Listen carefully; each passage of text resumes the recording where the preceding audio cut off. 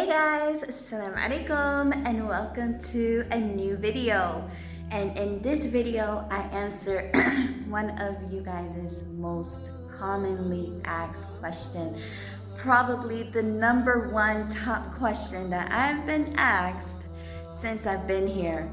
And that question is, why did I leave America for Somalia? Why do I live here? And when am I going back? And honestly, it's not a big mystery. It's not like any kind of secret theory or anything. The answer is quite simple. I like it here. It's Hijra, and my children belong here. If you've been following my posts and you read my book, The Day Little Condors Flew Somewhere Up Here, then you've already know that my first move to Somaliland was mostly just built on looking for something different and looking for some kind of, adventure. But I would have never expected everything that I would find actually by the time I actually, came and explored Somaliland. In Somaliland, I found love, I found reflection, I found myself, and of course I had my two children there. Then, I had to leave and, I said, okay, Somaliland is now in my past and I won't be stepping foot in it again. And that same journey took me to Kuwait, then back to America, and then back to Africa once again, where I live now. So why? Why would I still decide to return to Somalia? Why didn't that put me off of Somalis and Somalia for good? And is Trump in America right about this overall position towards Somalis and Somalia? What really is the reason that keeps me here? Stay tuned, I'm going to be answering that question in just a minute. Somalia is a land of stories, complicated, layered, and rich. It is a place claimed by mountains and rivers, full of minerals and resources, and most importantly for me, it is one of the last strongholds of conservative Sunni Islam in Africa.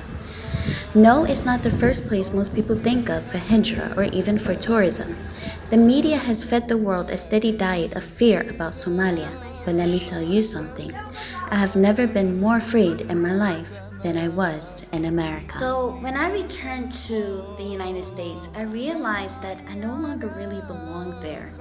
Everything felt hostile and strange. I was constantly looking over my shoulder, either to protect my children from maybe even being taken away, or from just being inundated with an ideology that they would be forced to believe in, despite whatever I wanted to teach them.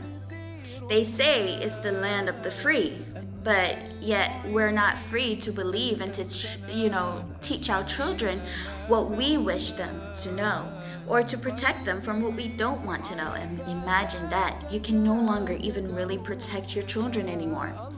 The economy was crumbling, poverty felt like a threat behind every corner, and living in a refugee community, I saw firsthand how unwelcomed African and African-descended people were. A 5-year-old child, yes, 5 years old, was actually arrested. I witnessed it firsthand because my neighbor called the police on him after he ran into her yard playing as a 5-year-old child would. The police actually put him in handcuffs and took him away. That's when I started to realize that I shouldn't have to change who I am to fit somewhere. And if it didn't fit, I didn't have to force it to.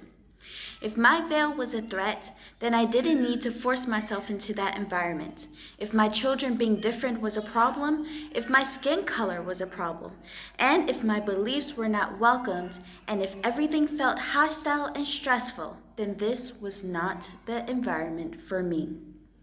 Them saying go back to your country was never more a compliment for me.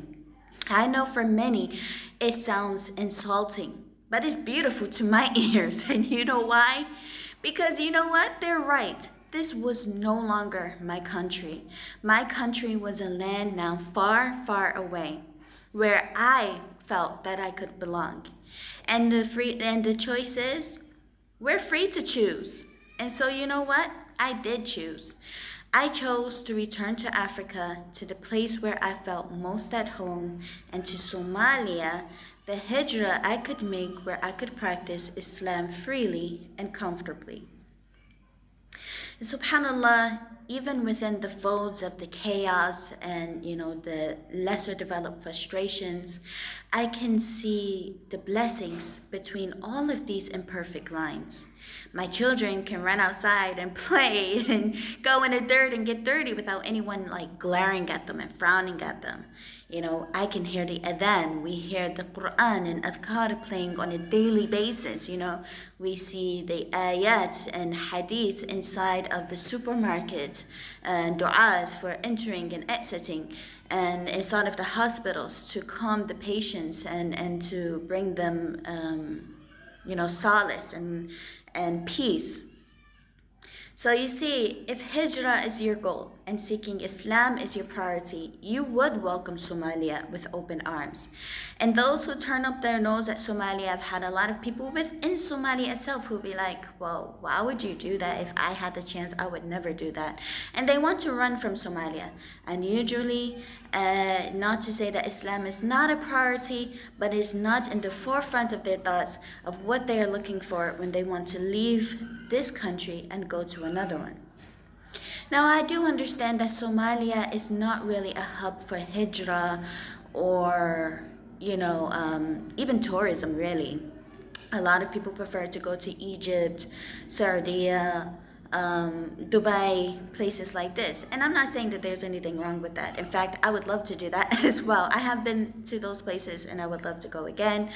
I would even stay there. So this is not about, Somalia being the only hub for Hijrah or anything like that, but just an idea of why Hijrah to Somalia is ideal as well. So does that mean that I will never go back to America? Absolutely not. I would most certainly, inshallah, I hope I can go back. My family and friends are there. All my memories is there. I miss the food. I miss the amusement parks. You'll be surprised the small things that you would miss, once you leave a place.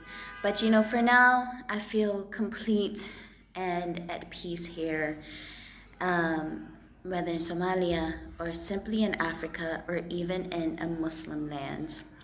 And this is where I think I choose to be.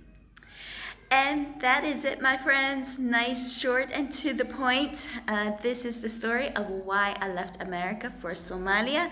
Let me know in the comments below if you have made Hijrah. Let me know for where and why to add and share your Hijrah story.